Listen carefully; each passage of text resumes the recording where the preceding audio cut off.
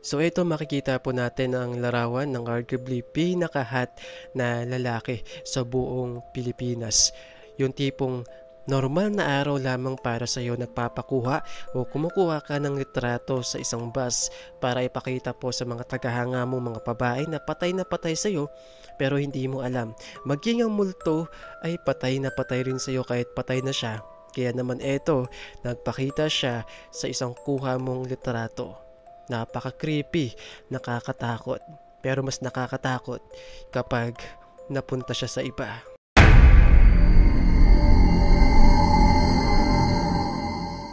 So ito makikita po natin ng isang normal at lumang larawan. Pero yung akala mong normal ay meron palang kababalagan. Kung mapapansin nga po natin sa bandang ang isang figura na hindi ko maipaliwanag kung anong klase ito na lalaki, demonyo, kung anong klase man ito ng nilalang na bigla pong nagpakita sa litrato. Dalawang magnanay kasama ang dalawang anak na nakaupo at nagpapakuha ng litrato. Pero ito yung pinakamalungkot at di ko alam kung ito po ay totoo.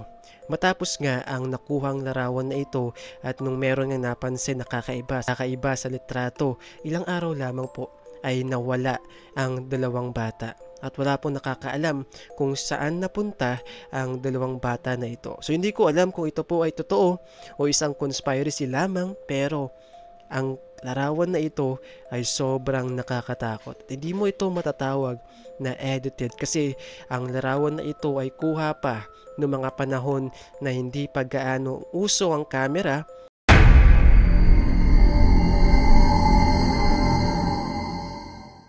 So ito mapapansin natin ng isang larawan na tila nasa ng multo dito. Wala namang multo pero ito, baka minumulto ka na. Marami po sa mga tao ang napapaniginipan ang lugar na ito. Walang eksakto kung bakit, kung paano, pero marami nga ang nagsasabi na ang lugar na ito ay madalas pumapasok nga sa panaginip nila. Iba't ibang pangyayari, meron nakakatakot, meron nakakatawa, meron nakakaiyak, pero dito lamang sa isang lugar na ito nangyayari. Tapos minsan sa panaginip nila ay nakikita nila ang lugar na ito. Hindi ko alam kung paano lugar na ito na tila normal naman pero bakit palagi itong napapaniginipan. Ikaw, napaniginipan mo na ba ang lugar na ito? Kasi kung oo, ay baka dyan kayo magtatagpuin ng minamahal mo.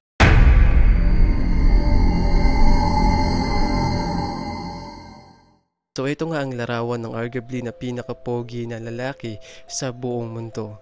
Pero sabi nga nila, ang mga pogi daw ay lapitin ng mga multo. Kaya ikaw, kung pogi ka, mag-iingat ka. Dahil sa panahon ngayon, mga pogi na ang minumulto.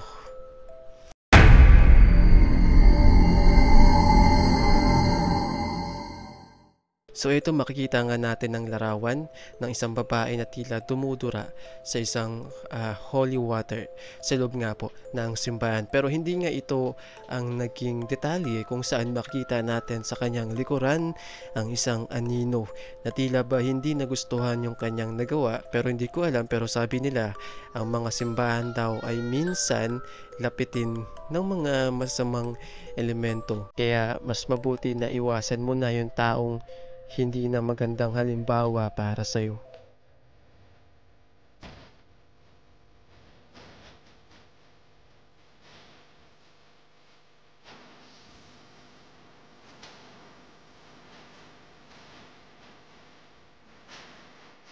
Yo, bago ang lahat, sa mga nais sumali sa ating Discord server, tara, join na kayo dito mga kaparing. Nasa comment section ng link para makapag-join kayo.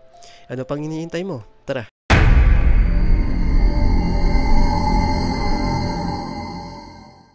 So ito makikita natin ng larawan ng dalawang mag-asawa na nagtatawanan sa isang litrato. Pero sa kanilang likuran ay meron nga mapapansin na figura na nakakatakot. Isa itong multo, I guess, pero di natin sure. Pero yan, tama yan.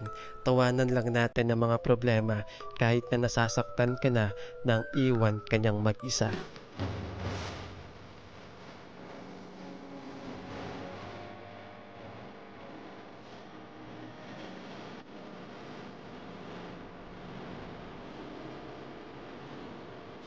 Sa mga nais sumali sa ating Discord server, tara, join na kayo dito mga kaparing. Nasa comment section ng link para makapag-join kayo.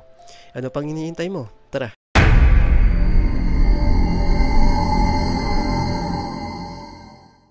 So ito makikita nga natin ang litrato. So napapansin nyo ba ang multo sa kanyang likuran sa may pader na nakasilip sa kanya? Pero alam nyo ba ang storya? Ayon doon, binabantayan daw nitong multo yung kanyang kasintahan. Kasi nga nawala siya at ayaw naman niya na merong umaaligid dito na ibang lalaki.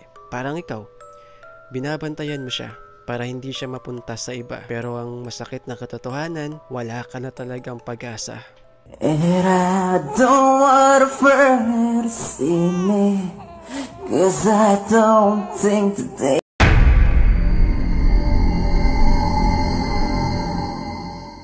So ito makikita natin ng isang lumang larawan. So meron ditong isang lalaki.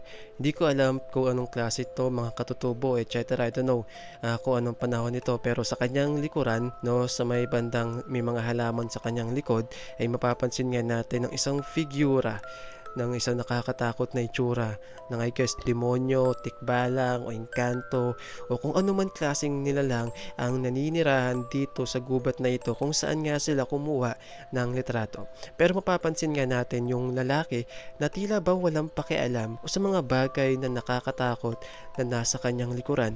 'Di ba? Wala siyang pakialam kahit hindi na siya ang minamahal. Parang di ko yata kaya pambuhay ko wala ka. Anahim ang pampinibig. Ako puso ayan negasiya.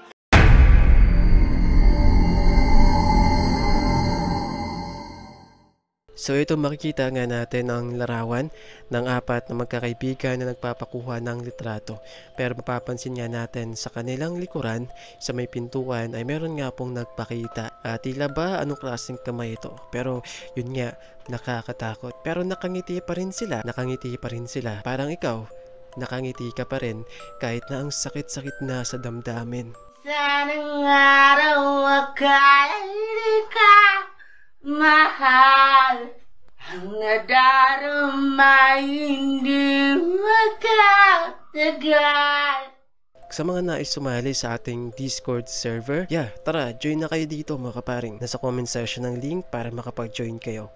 Ano pang iniintay mo? Tara!